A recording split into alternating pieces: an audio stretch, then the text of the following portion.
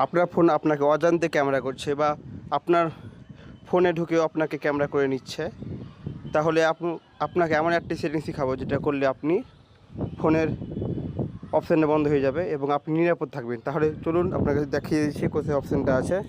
প্রথমে আপনি আসবেন আপনার সেটিংস অপশানে, আসার পরে নিচের দিকে একটু আসবেন। নিচের দিকে আসার পরে লেখা আছে দেখবেন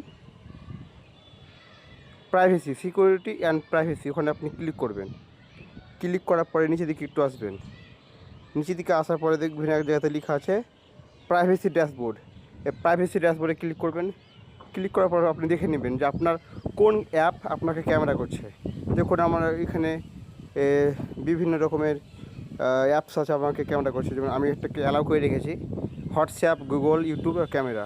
আর ক্যামেরাগুলো আমি অ্যালাউ করে আছি। যদি আপনি চান যে আপনারকে কেউ ক্যামেরা করতে পারবে না, তাহলে আপনি ওখানে গিয়ে আপনি বন্ধ করে দিতে পারেন।